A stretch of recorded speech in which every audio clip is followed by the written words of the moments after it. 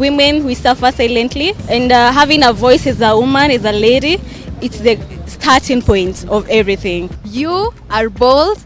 You are perfect the way you are. The march that took place in January was just a beginning of what we probably should foresee as a revolution. Every little girl has a dream in her heart for the future, but sadly, many of those dreams are interrupted by the harsh realities of gender-based violence and femicide. On this International Women's Day, in collaboration with the African Voices Project, led by Brands on a Mission, and in support of the End Femicide KE movement, We've hit the streets of Nairobi to hear from Kenyans on how we can create a safer, more equitable world where every girl's dream is nurtured, not negated. Growing up, what was your big dream? What did you want to be? When I grow up, I'll be a chef.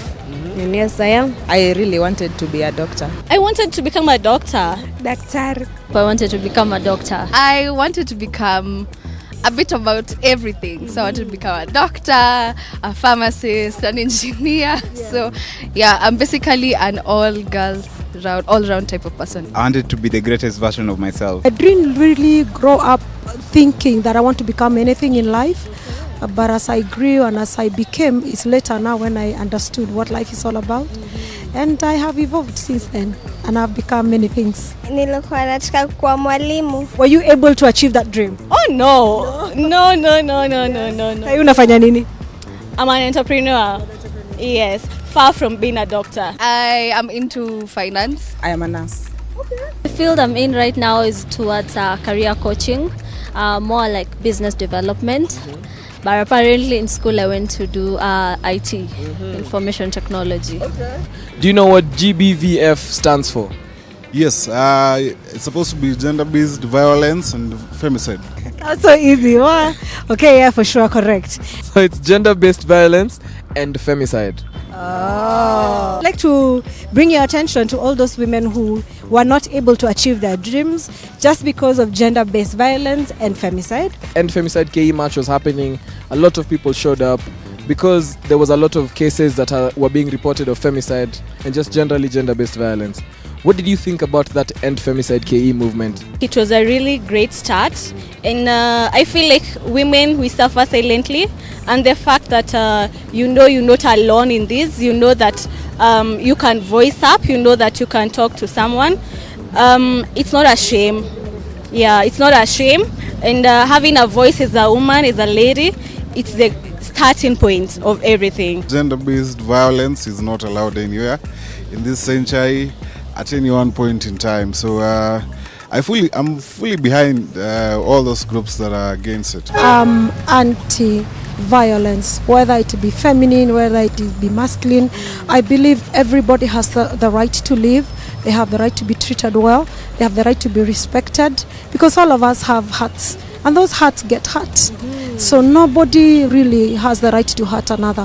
Femicide should end.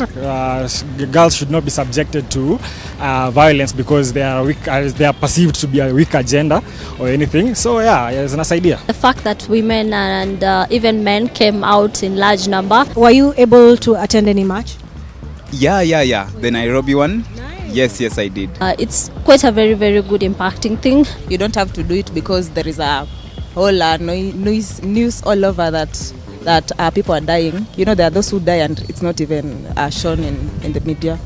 I think it should be done oftenly, regardless of if people have died or not. I feel the march that took place in January was just a beginning of what we probably should foresee as a revolution on things just being addressed the right way and people just coming out to address issues. Could you imagine a world that is free of gender-based violence and femicide?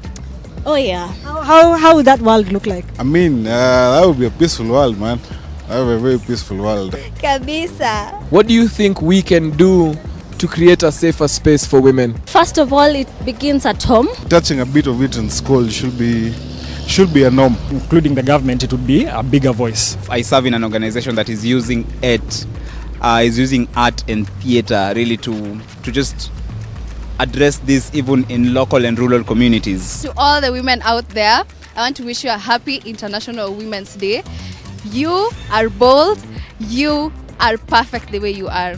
From these conversations, it is clear that we need to unite to build a safer and fairer world where every girl's dreams are supported. It's time to end femicide and gender-based violence. No more excuses. If you need support or know someone impacted by gender-based violence and femicide, help is available on the GBV hotline at 1195. That's 1195, or you can use the Usikimye helpline on your screen. Check on her, listen to her, and act with her. And together we will create a future free of gender-based violence and femicide. Join us in building a future where dreams aren't interrupted by violence. Post an image of your younger self sharing your dreams for a hashtag GBV-free future.